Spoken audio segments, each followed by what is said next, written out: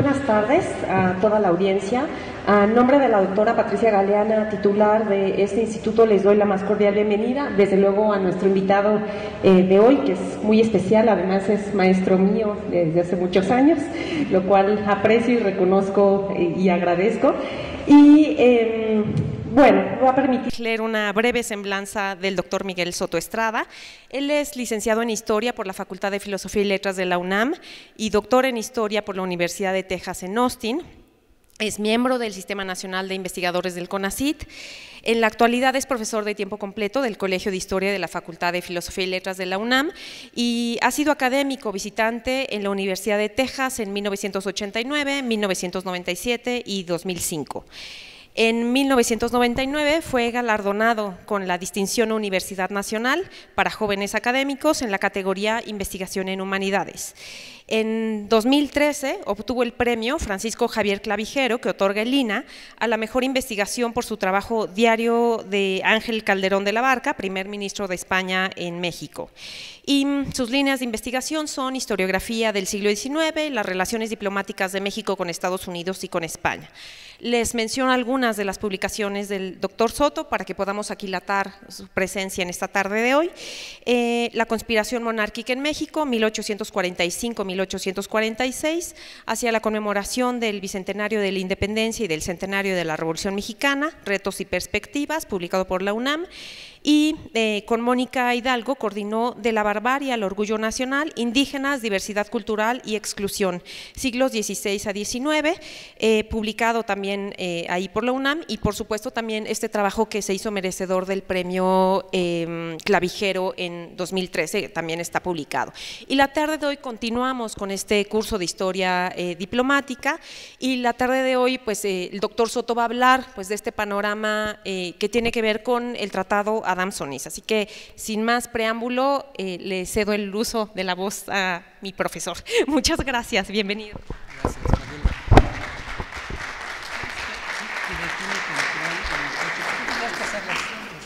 ¿sí? Por favor, gracias, muchas gracias. Buenas tardes. A fin de ubicar el contenido del Tratado Adams-Onís o de transcontinentalidad de Estados Unidos, firmado en 1819 por Luis de Onís, representante del gobierno español, y John Quincy Adams en Washington, ministro de los Estados Unidos, para negociar ese acuerdo, conviene hacer algo de historia del mapa geopolítico de Norteamérica en las décadas anteriores. Creo que ese es el último, o es ese sería el primero. Muchas gracias, muy amable. Es 1750. Sí, lo que no traigo es mi señalizador. ¿Alguien tiene un señalizador que me pudieran prestar? Perdón. Dejé mis cosas en el coche. Eso de andar sin computadora es así como un inválido estos días, verdaderamente. Bueno, perdón. De hecho, el siglo XVIII presenció una serie de conflictos internacionales que cambiaron los mapas del mundo atlántico de manera sensible, sustancial. El primero de ellos, del cual no traigo un mapa porque no se modificó el continente americano con él, pero sí la integridad del Imperio Español, fue la Guerra de Sucesión Española, precisamente, por la cual la metrópoli perdió sus posesiones en Italia, esto es, en Nápoles, Sicilia y Milán, seguían siendo españolas hasta 1706, que fue tomada por los austriacos y ya no la soltaron hasta el Tratado de Paz de 1713.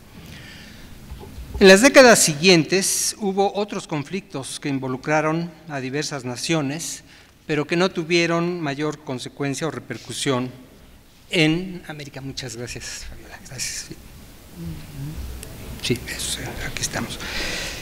Salvo que Carlos de Borbón, el futuro Carlos III de España, como hijo del segundo matrimonio de Felipe de Anjou, o Felipe V de España, que es el que quedó como rey a raíz de la Guerra de Sucesión Española, el descendiente de Luis XIV, pasó a ser rey de Nápoles, en donde estuvo hasta 1759, cuando pasó a España a convertirse en Carlos III.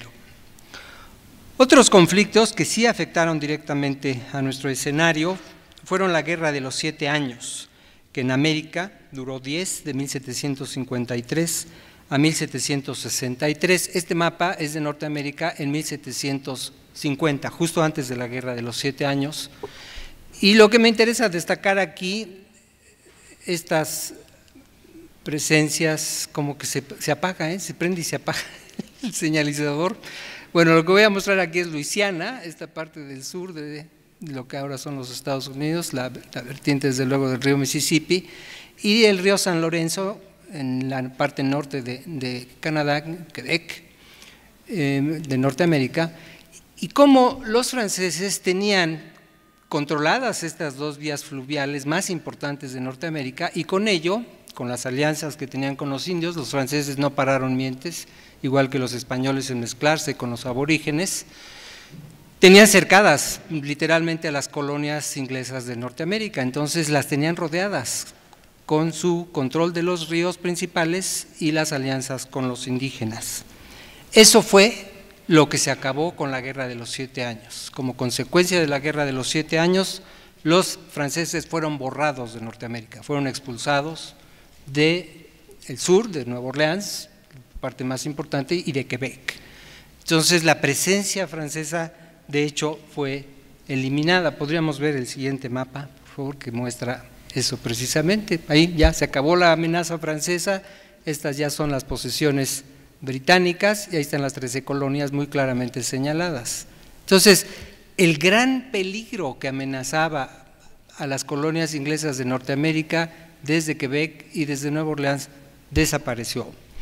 En cierta forma, esto es muy paradójico, este triunfo británico en la Guerra de los 7 años, que digo, en Norteamérica duró de 753 a 763, es el origen de la independencia de los Estados Unidos. Los colonos de Norteamérica ya no necesitaban la protección metropolitana porque la principal amenaza había sido borrada, el principal peligro que enfrentaban, tanto por el lado francés y sobre todo por el lado de los aborígenes. Con los aborígenes ellos iban a poder lidiar sin necesidad de la presencia metropolitana. Desde luego también, desde otro punto de vista, una consecuencia de la Guerra de los 7 años es que el gobierno británico trató de resarcirse todos los gastos que había hecho en la guerra, cobrándoles a sus colonias los impuestos, los actos intolerables que se conocen, la ley del impuesto, del té, del timbre y tal. Es el origen de la Guerra de Independencia de los Estados Unidos. Nadie sabe para quién trabajan estas cosas, pero así fue. Conviene destacar que estas provincias de las que voy a estar hablando, Texas, Luisiana y Florida, puestas en el marco más amplio de las posesiones europeas en América, en realidad fueron puestos secundarios, fueron provincias, territorios que no fueron prioritarios para las metrópolis. No tuvieron ni yacimientos de metales preciosos, ni tampoco una agricultura intensiva como sí la que se desarrolló, creo que ya se le acabó la pila, ya no prende, bueno, perdón, en el Caribe con la explotación del azúcar. Entonces, en realidad el destino de estas provincias de Norteamérica, Texas, Luisiana y Florida, dependió muchas veces del desenlace de los conflictos en otros escenarios. No fue determinado por su presencia ahí o por su interés en esta región del mundo, sino de acuerdo a cómo iban los conflictos en otras partes y el desenlace que habrían tenido, así es como se repartieron. Ahora me explico a qué me refiero con esto. Un aspecto fundamental para las distintas potencias de la zona fue ganarse desde luego la amistad de los habitantes originarios de esas provincias, que ya destaqué en el caso de los franceses, y que eso fue decisivo.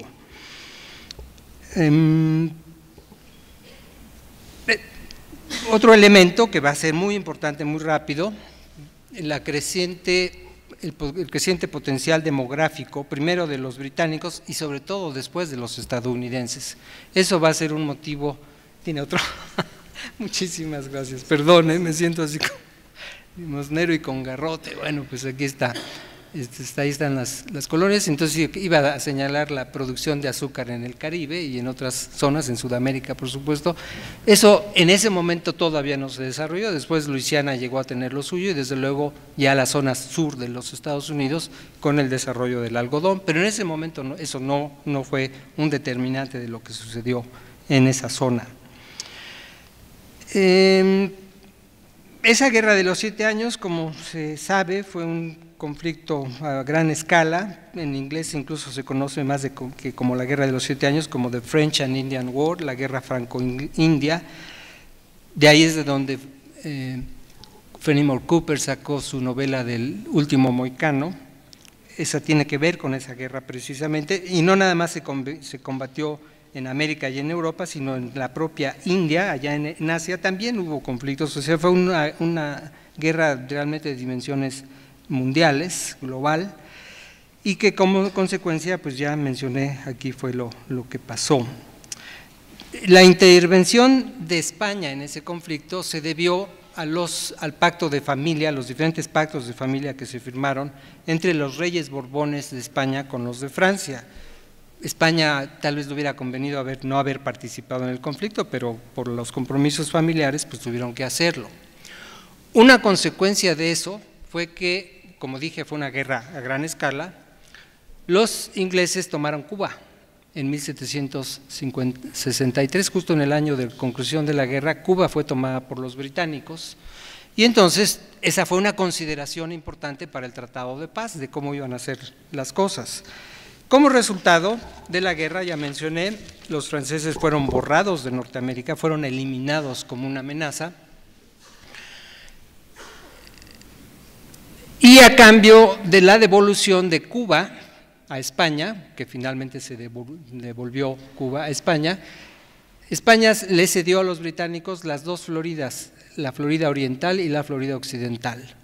Esto duró en manos británicas 20 años, de 1763 a 1783, ahorita explicaré por qué fueron esos 20 años nada más, pero desde luego la toma británica inglesa de Cuba representó el armamento de la Nueva España, es cuando se crearon los cuerpos de milicia que iban a participar algunos de ellos en la Guerra de Independencia, precisamente porque se fortifica toda la costa, particularmente la zona de Veracruz, Campeche, porque ahí estaba Cuba, ahí estaban los británicos en Cuba y en cualquier momento se podían dejar venir a la explotación de los yacimientos acuíferos de la Nueva España.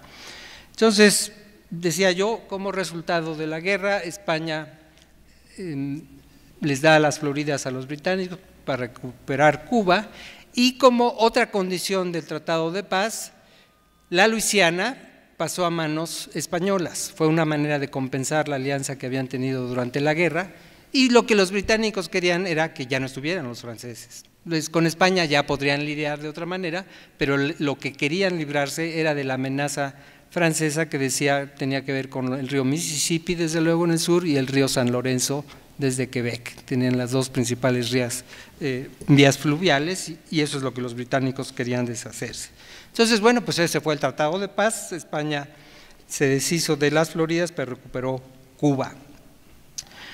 En realidad, esos territorios siguieron siendo tierra de nadie y abiertos a quien pudiera sentarse o aprovecharse de ellos. Ese fue el caso de Luisiana con el Tratado Secreto de San Ildefonso entre Francia y España, en 1800, por el cual, como parte de una alianza militar entre ambas naciones, España le devolvió a Francia la Luisiana, a Napoleón específicamente, con la condición de que no se la traspasara a ninguna otra nación. En principio eso parecía sensato, ¿verdad?, sensible. No había ya muchas maneras de decirle no a Napoleón, esa es la verdad, todavía es temprano, pero sí España no estaba en posibilidad de enfrentarse ya a Napoleón. Sin embargo, evidentemente los apuros europeos del Gran Corso y la insurrección de los negros en Haití, es una conjunción de factores lo que se da. Napoleón, en medio de unas negociaciones que sostenía Francia por el derecho Francia con los Estados Unidos, por el derecho de paso en el río Mississippi, de buenas a primeras, en 1803, les planteó a los Estados Unidos si no les interesaría comprar la Luisiana. Podríamos ir a la siguiente, por favor. Esto va a ser la compra de la Louisiana Purchase, ha sido definida como la mayor compra de predios de una nación a otra, de buenas a primeras. No fue el resultado de una guerra, no fue un conflicto, fue un ofrecimiento de Napoleón a los Estados Unidos. ¿No les interesarían unos lotes que tenemos por ahí? Es un dilema muy serio el de Tratado de la Louisiana. Miren ustedes cómo habían seguido creciendo las 13 colonias originales, que originalmente era nada más la línea de la costa atlántica. Aquí ya había varios territorios, Indiana de los más importantes, y en realidad la compra de la Louisiana casi triplicó el tamaño de los Estados Unidos. Es una gran paradoja toda esta cosa de la Louisiana desde muchas perspectivas. Quienes financiaron la compra de la Louisiana a los Estados Unidos fueron financieros británicos, fueron capitalistas británicos. La casa de Baring Brothers fueron quienes les prestaron a los Estados Unidos para que le pagaran a Napoleón, y entonces Napoleón con esos recursos pudiera seguir combatiendo a los británicos. Ahí se los paso al costo para que vean que nadie sabe para quién trabaja, y la guerra es la guerra, ¿no? Y los negocios son los negocios, y entonces así fue la cuestión.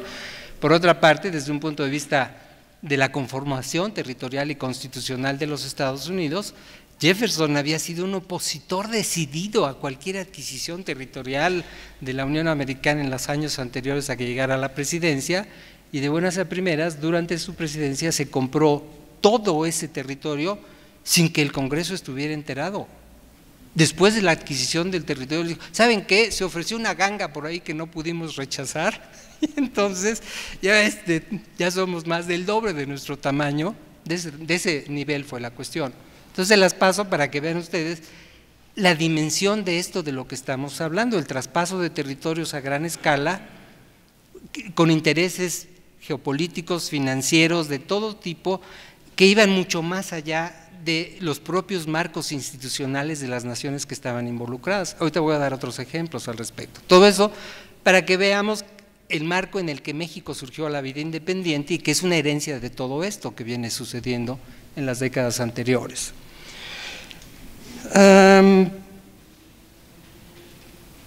Bueno, pues sí, ya hablé de Baring Brothers, me lo había puesto aquí como duda, si es algo que es difícil no mencionarlo. Nadie dijo en Londres o en Gran Bretaña, mueran los Baring Brothers, traidores, malvados, nadie dijo nada. No todo el mundo lo supo, pero sí, los financieros sí supieron quién había dado el dinero a los Estados Unidos para que le pagaran a Napoleón. Bueno, pues en ese marco ya, desde luego uno de los problemas principales de la compra de la Louisiana eran los límites de la Louisiana. El tratado dice, se van a adquirir, como otros tratados internacionales, ahora entiendo que no es el único que dice eso, todos los territorios adyacentes al territorio de la Louisiana. ¿Cuáles son esos? Está abierto totalmente, es decir, tiene una total ambigüedad en cuanto a la cuestión de límites, hasta dónde llegaba la Louisiana. Por eso, aquí está marcado, pues como una buena parte de Texas ya perteneciente a la Louisiana. Y desde luego, sí, la Louisiana dio pie para enormes territorios y estados de la Unión Americana. Pero sí, el problema del origen de la frontera de Texas ya está planteado en este tratado, precisamente. En ese ambiente, en esas condiciones de expansión territorial norteamericana, desde luego hay que pensar eso, los Estados Unidos están siendo el principal beneficiario de las guerras de la Revolución Francesa y de las guerras napoleónicas. Hicieron negocio con ambas partes y obtuvieron estas concesiones territoriales y recibieron en las décadas que siguieron grandes cantidades de inmigrantes que eran resultado de esas guerras. Entonces, cuando digo los Estados Unidos fueron los beneficiarios principales de las guerras napoleónicas, a eso me refiero. De los dos lados recibieron beneficios por ambas partes. Entonces, sí, es una situación muy peculiar la que vivieron. Bueno, llegamos a 1808, el momento clave del Imperio Español, cuando Napoleón decide finalmente invadir a España, que hasta ese momento eran como aliadas, ¿verdad? A veces no muy espontáneamente, pero España no se iba a enfrentar a Napoleón. Cuando Napoleón decide invadir Portugal y de paso quedarse en España, es cuando entonces se va a plantear el conflicto. ¿Se acuerdan ustedes? va a imponer a su hermano José Bonaparte, que en ese momento era rey de Nápoles, fue 2 años rey de Nápoles, de 806 a 808, lo impone ante la abdicación de los reyes de España, tanto de Carlos IV como de Fernando, que iba a ser Fernando VII, para que su hermano José Bonaparte se convirtiera en rey de España. Como consecuencia de eso, desde luego ya no voy a meter aquí en detalles de la crisis del imperio que eso significó, qué hacer en la ausencia de los reyes de España, a quién le toca gobernarse, ¿verdad? Y sobre todo cuando los representantes de los diferentes reinos españoles, Asturias, León, Sevilla, empezaron a mandar representantes a América a demandar lealtad, porque ellos eran los verdaderos herederos de la ausencia del rey de España. Eso solamente multiplicó la crisis política y entonces cada quien trató de ver por sí mismo. Bueno, pues en esas condiciones fue desde luego que estalló la guerra de independencia, a lo cual digo no me voy a meter ahora, pero todo esto está combinado con lo que está sucediendo y los traspasos de territorio evidentemente tienen que ver con estas circunstancias también. Voy a mencionar 2 ejemplos de lo que sucedió en 1813 en Texas específicamente. En la provincia de Texas hubo una incursión de voluntarios estadounidenses, no fue la única, digo, la más importante, la que todos conocemos, es la de Mina, de Javier Mina, Francisco Javier Mina. Entre 16 y 17, Mina armó su ejército en Galveston, en Texas, y de ahí hizo la incursión a la Nueva España. Bueno, en 13, varios años antes de que llegara Mina, en 1813, hubo una incursión de voluntarios estadounidenses encabezados por un emisario de Hidalgo, de Miguel Hidalgo, a los Estados Unidos, Bernardo Gutiérrez de Lara. Gutiérrez de Lara efectivamente llegó a Washington, se apersonó ahí con varios funcionarios de primer nivel de los Estados Unidos, y ellos ofrecieron, así muy en el aire, muy en abstracto, su apoyo moral a la nueva nación, a la independencia, pero no se comprometieron oficialmente. Bueno, de cualquier forma, sí, muchos voluntarios participaron en la expedición de Gutiérrez de Lara y Augustus McGee, la cual llegó hasta San Antonio de Béjar, o sea, San Antonio, Texas, y en abril de 13 proclamó la independencia de la República de Texas, abril de 1813. A mí quien me puso en la perspectiva adecuada de lo que esto significaba fue la doctora Virginia Guedea, que se dedica a estudiar la guerra de independencia, y ella me dijo, para mí fue una sorpresa enterarme que la primera promulgación de independencia de la Nueva España no fue la de la Constitución de Apatzingán, la del Congreso de Chilpancingo, fue la de la República de Texas en abril de 13, para que vayamos poniendo las cosas en su justa dimensión. Eran voluntarios extranjeros, que estaban viendo a ver por dónde entraba la oportunidad, ¿verdad? Pero el hecho es ese, es decir, que un emisario de Hidalgo estuviera a cargo de eso. Finalmente fue una expedición fallida, pero por un momento tomaron la ciudad de San Antonio y de hecho incluso ejecutaron al que era el gobernador español de la provincia. Entonces estamos hablando que sí que las cosas estaban cambiando y abriendo múltiples expectativas en diferentes direcciones. En ese mismo año de 13, finalmente la expedición desde luego fue derrotada, salieron huyendo, Gutiérrez de Lara sobrevivió a la expedición y ya después fue político en el México independiente, pero apenitas, o sea, la libró apenitas. En ese mismo año de 13, las Cortes de Cádiz, es decir, los representantes de los diferentes reinos de España, incluyendo las provincias americanas, no equitativamente, pero con representantes americanos también en Cádiz, otorgaron una concesión de tierras en Texas a un colaborador inglés que había estado trabajando en España, Richard Raynald King, para que estableciera una colonia en Texas. Es un anticipo de lo que iban a ser las concesiones de tierras en Texas. Es muy peculiar la concesión de Raynald King, porque no dice de qué tamaño era, ni para cuántas familias era. Lo único que estipulaba la concesión es que los colonos que se establecieran en su tierra, en sus predios, debían ser 2/3 partes de españoles.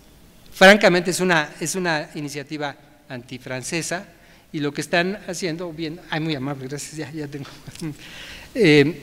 era simplemente que los franceses, en ese momento los franceses no capitalizaran una presencia en Texas. De cualquier forma, sí me interesa destacar esto ya, porque fue a las propias autoridades españolas a las que les tocó lidiar con el creciente potencial demográfico norteamericano. No fueron las autoridades mexicanas las primeras en lidiar con eso, a los españoles ya les tocó hacer eso. De hecho, el tratado Adams-Onís precisamente es una respuesta a esa presencia ya norteamericana. Entonces, sí, por eso me interesaba mencionarlo. En los años que siguieron, con la insurgencia derrotada en México, o la Nueva España, tras varios años de negociación, el representante español Luis de Onís y John Quincy Adams firmaron, como dije hace un momento, en 1819, el tratado que lleva sus nombres, Adams-Onís. ¿Y qué implicó? Podríamos ver la siguiente, por favor. Uy, están mal en desorden, la que sigue y la que sigue. Ya no hay más. A ver, no es posible que me hayan dejado fuera el Tratado de Límites de 1819. ¿Podríamos regresar a ver si está por ahí el Tratado de Límites? ¿No? Le pido un favorzote, hay otro archivo que dice Mapas de Norteamérica, y ahí sí está el Tratado. Perdón, mil perdones. Bueno, como resultado de este tratado, vamos a ver en un momento, los Estados Unidos le compraron a España las Floridas, la Florida Oriental y la Florida Occidental, y por primera vez obtuvieron, decía yo, el reconocimiento de transcontinentalidad, que vamos a ver ahorita el mapa, es una línea que va en esa zona más o menos, el primer reconocimiento de salida al Pacífico a los Estados Unidos por una nación europea. Esa fue tal vez el logro más importante del Tratado Adams-Onís. Las Floridas eran tierra de nadie y las iba a ocupar quien tuviera una presencia demográfica, evidentemente iban a ser los Estados Unidos. La transcontinentalidad, ese sí fue un logro decisivo de Adams-Onís en la negociación con España. ¿Sí pudo encontrarlo, perdón? Sí están los mapas de Norteamérica, ¿no?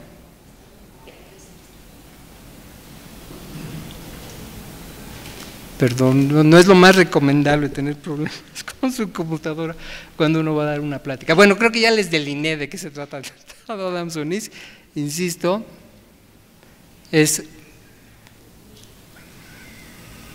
si no aparece, entonces mejor déjenme ese ahí para que más o menos les diga yo de qué se trata. Es el Tratado Adams-Onís, reconoce las dos Floridas como adquiridos por los Estados Unidos por una indemnización de $5 millones.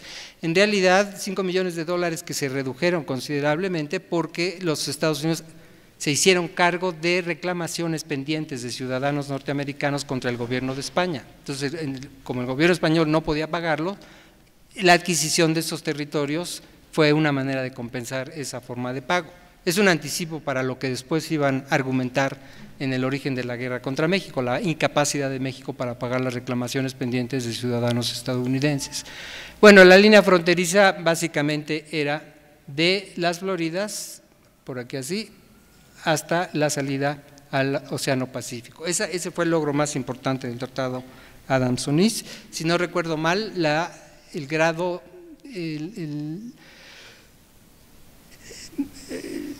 paralelo en el cual fue reconocida esa transcontinentalidad, el paralelo 42 grados. Después los Estados Unidos obviamente iban a crecer más, hasta el 49 como llegaron a estar en Oregon, y hasta el 54-40 en la negociación con los británicos, precisamente con motivo del Oregon en 1845. La línea fronteriza, el paralelo del Tratado Adams-Onís era el paralelo 42. Como digo, después ya crecieron hasta Oregon, en ese momento no lo era solamente hasta por aquí más o menos, ahí está. Bueno, en los años que siguieron, decía, ya vino el Tratado Adams-Onís, se llevó a cabo. Es muy interesante ver las implicaciones del Tratado Adams-Onís. Cuando se estuvo discutiendo en España la posible ratificación del tratado, de hecho se ratificó el tratado hasta febrero de 22, o sea, desde 19 que se firmó hasta febrero de 22 finalmente fue reconocido oficialmente en España. En 20, con el restablecimiento de la Constitución de Cádiz en España, la Constitución de Cádiz era rigurosísima en eso de las cesiones territoriales. Después de la elección de la Luisiana que les había dado Napoleón, le prohibían tajantemente a cualquier monarca andar cediendo territorio. Y entonces se planteó el dilema: ¿qué vamos a hacer? Si el tratado Adams-Onís hablan específicamente de ceder las Floridas a los Estados Unidos, ¿se va a autorizar? ¿Se va a permitir que el rey de España ande dando territorios más? Y finalmente lo que prevaleció: hay que ser realistas, ya está perdido. Hay que reconocer que así conviene a los intereses nacionales y entonces hay que hacerlo. Lo que es más interesante incluso es que en las discusiones que se dieron en el Congreso se habló no nada más de Florida, sino de Texas también.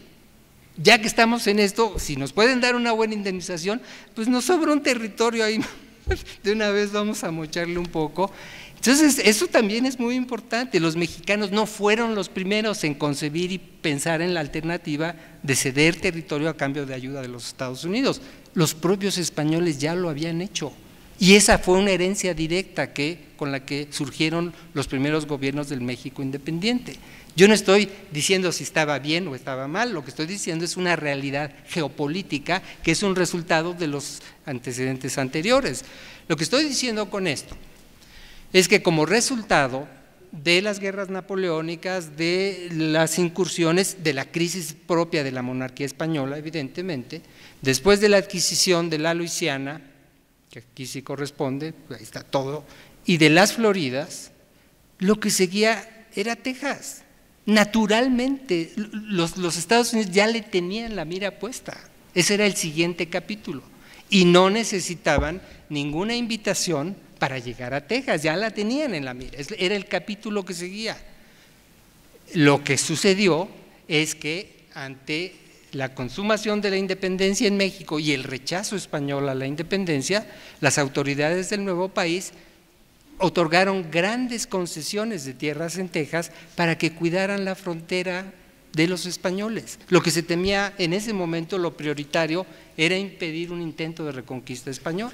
Y para eso se otorgaron grandes concesiones de tierra a empresarios norteamericanos, sobre todo, norteamericanos en ese momento, es decir, casi todos venían de todas partes del mundo, que se comprometían a llevar cientos de familias a colonizar Texas. Y entonces, dicho de otra manera, las autoridades del nuevo país les encargaron a colonos extranjeros el cuidado de sus fronteras.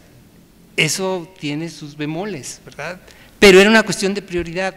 No había los recursos ni económicos, financieros y mucho menos demográficos para que México pudiera ir a cuidar la frontera. Ese es el problema real que se estaba dando en esa situación. Entonces, el otorgamiento de las concesiones, bueno, también hubo intereses empresariales a gran escala. La historia del crecimiento territorial de los Estados Unidos es la historia de las grandes compañías deslindadoras que iban ocupando los predios y que los iban especulando con ellos y los iban otorgando a los colonos en concesiones que siempre les eran beneficiarias a ellas. Texas se convirtió en un capítulo más de esa expansión territorial propiciada y combinada por invitaciones de las leyes de colonización expedidas por México y por intereses empresariales también de políticos mexicanos. El que más se nota desde luego de eso es Lorenzo de Zavala, que llegó a ser vicepresidente de Texas, pero él no fue el único. Les podría yo decir el segundo comandante en jefe de la campaña de Texas en 36 que iba detrás de Santana, Vicente Filisola, él era un concesionario de tierras en Texas también. Y cuando él ordena la retirada del ejército mexicano después de la captura de Santana, surge la duda muy seria: ¿qué estaba haciendo Filisola? Tiene una historia muy completa de las concesiones de tierras en Texas, salvo por un detalle que no menciona la suya. Y los documentos que yo encontré después de varios años de andar hurgando en los archivos, es que recibió, igual que casi todos los concesionarios de tierra, por supuesto gente como Zavala, dinero de compañías norteamericanas para fundar la Filisola Association. Entonces, ¿qué estaba haciendo Filisola cuando ordenó la retirada del ejército mexicano? Estaba pensando en los mejores intereses de la nación, o en mi bolsillo, saben que ahí les encargo mis tierritas y al ratito vengo por ellas. No confundan la guerra con los negocios, ¿verdad? Cada quien a lo suyo.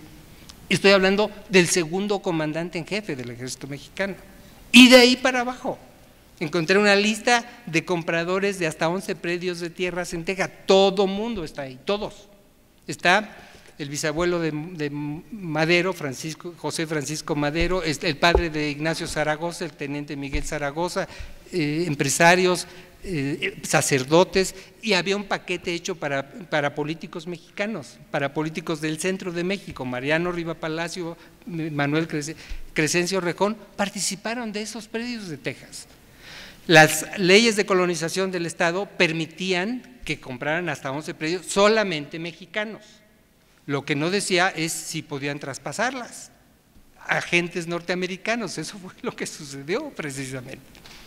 Se convirtió en un negocio más de compañías deslindadoras de los Estados Unidos, y entonces Texas pues fue otro capítulo más de esos procesos de expansión territorial.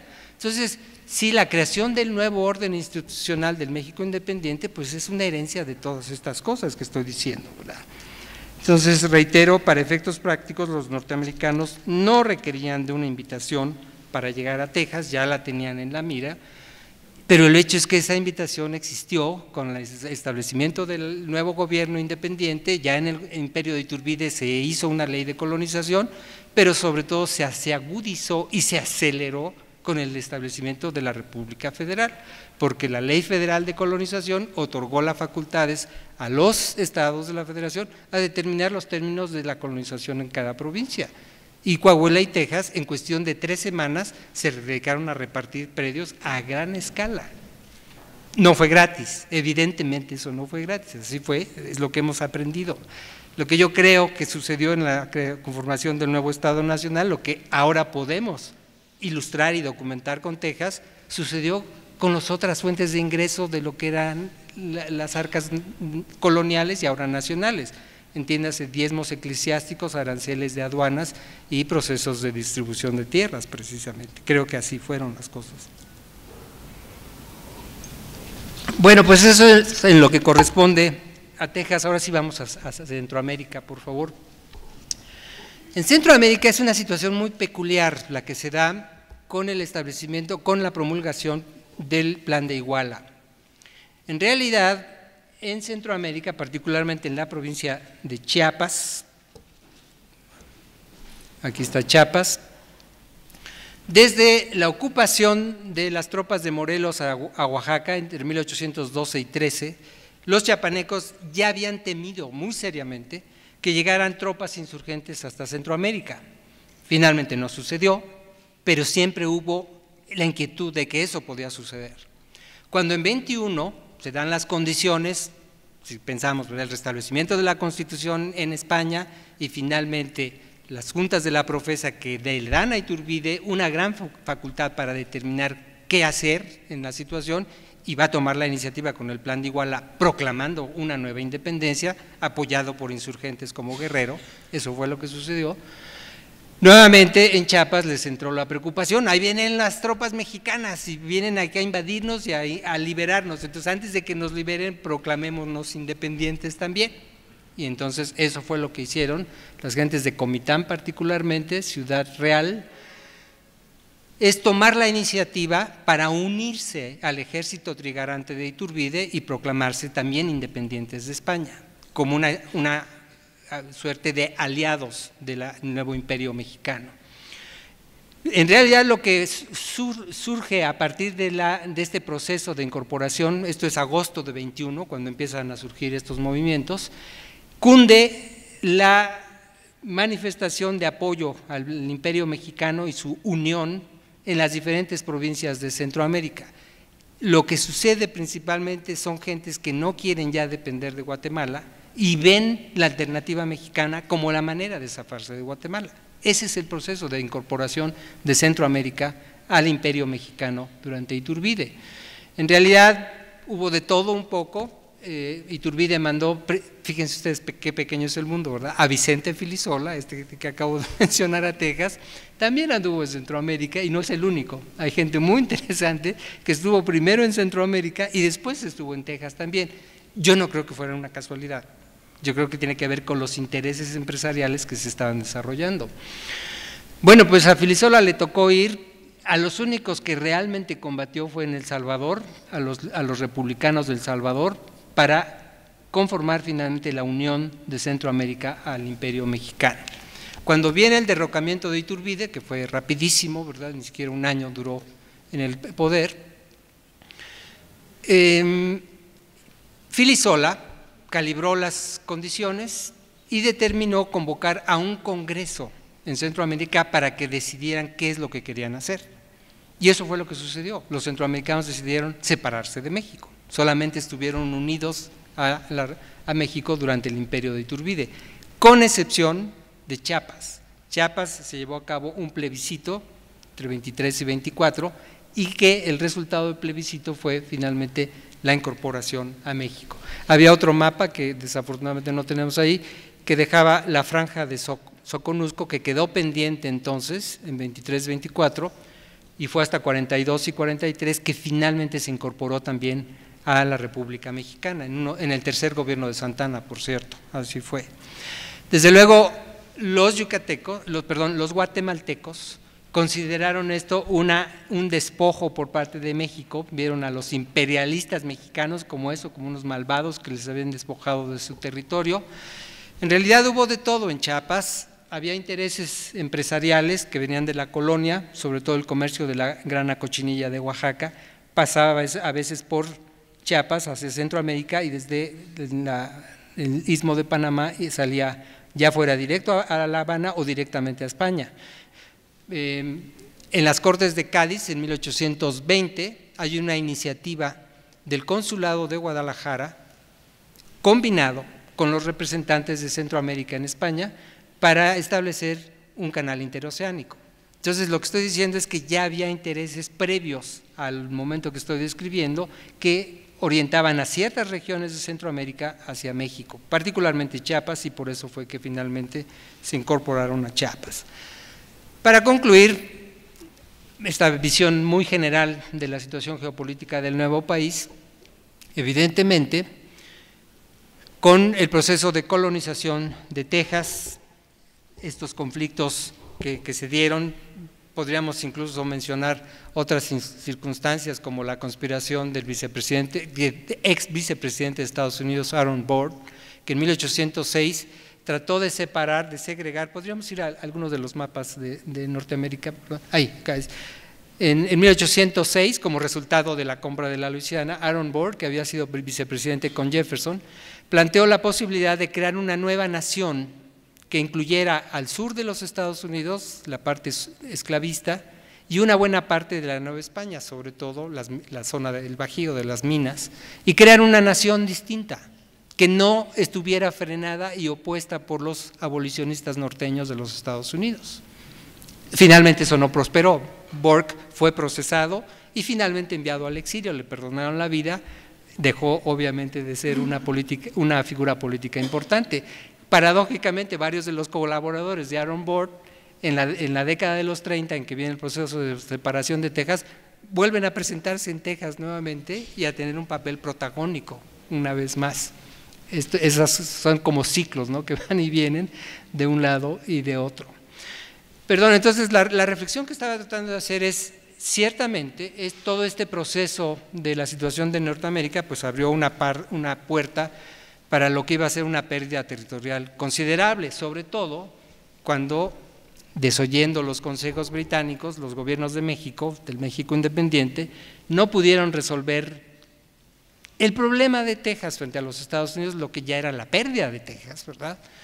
Y entonces eso llevó, en el momento de la anexión de Texas a la Unión Americana, pues al conflicto mayor que nos llevó a perder Nuevo México y California. Cuando decimos Nuevo México y California, estamos diciendo en la actualidad estados de Arizona, Nevada, Utah, Colorado, además de Nuevo México y California.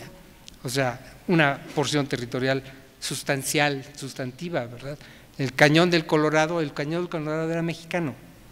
Eso fue de las cosas que se fueron en la guerra con los Estados Unidos, por cierto. Y por otro lado, la parte del sur, si podemos volver, bueno, pues se adquirió un territorio que en la época colonial nunca había pertenecido a la Nueva España. Ahora estoy tratando de rastrear exactamente cuándo dejó de ser Chiapas parte de la Nueva España, porque en la historia de Antonio de Herrera, de los hechos de los castellanos en las islas del Mar Océano, al hacer una descripción de los indios de Mesoamérica, de los indios de Anáhuac, de México, incluye a los grupos indígenas de Chiapas, a los lacandones y demás, los incluye como parte de México. Entonces, ¿cuándo fue que la Capitanía General de Guatemala incluyó a Chiapas? Esa es una cuestión interesante, pero el conflicto con Guatemala, ya en el México independiente, se prolongó hasta el Porfiriato. Hasta el Porfiriato finalmente se estableció el Tratado de Límites, que Guatemala reconoció los límites con México, pero todas las décadas anteriores siempre estuvieron muy resentidos contra los mexicanos por ese despojo territorial. Entonces decía alguna vez Jaime Litvak, bueno, cuando las naciones se conforman, se ganan y se pierden territorios. Ese fue el caso. Esto nunca nos había pertenecido en la época colonial, pues en el México independiente pasó a formar parte de la nueva nación. Eso no compensa todo la pérdida de la otra parte, por supuesto, pero nos da una idea de las alternativas y posibilidades que se manejaron en el México independiente. Estar junto a una nación pujante demográficamente como los Estados Unidos no es fácil para nadie. En los Estados Unidos en el siglo XIX se duplicaron cada 20 años. En 1800 eran 5 millones, la Nueva España eran 6 millones y algo. Para 1820 ya eran 10 millones y para 1840, cuando enfrentaron a México en la guerra, ya eran más de 20 millones. Los 20 años siguientes, cuando llegaron a su propia guerra civil, ya eran más de 40 millones de habitantes. Entonces los Estados Unidos representan una revolución demográfica en el hemisferio occidental y nos tocó estar junto a ellos. Eso fue lo que pasó. O sea, más allá de otras consideraciones, poder frenar y poder lidiar con eso. Si uno ve las cartas de los militares mexicanos, Mier y Terán, las que estoy viendo, no hay manera de pararlos. No hay manera de competir con ellos. Incluso Mier y Terán, ya en el grado de desesperación, recomendaba permitir a esclavos, que los mexicanos también llevaran esclavos para poder competir con ellos. Él consideraba que eso no era lo ideal, pero si había una manera de poder negociar y defenderse de la competencia tan intensa que estaban ejerciendo los norteamericanos, eso es lo que él recomendaba. Desde luego, la situación de Centroamérica es el otro extremo. La Capitanía General de Guatemala pues devino en 6 pequeñas repúblicas, se deshizo completamente la Capitanía de Guatemala. Ese fue el riesgo que México sobrevivió. En la guerra con los Estados Unidos fue seguramente el momento más cercano a su desintegración. De hecho, Yucatán estaba independizado, estaba separado de México y durante la guerra con los Estados Unidos proclamó su neutralidad con los Estados Unidos.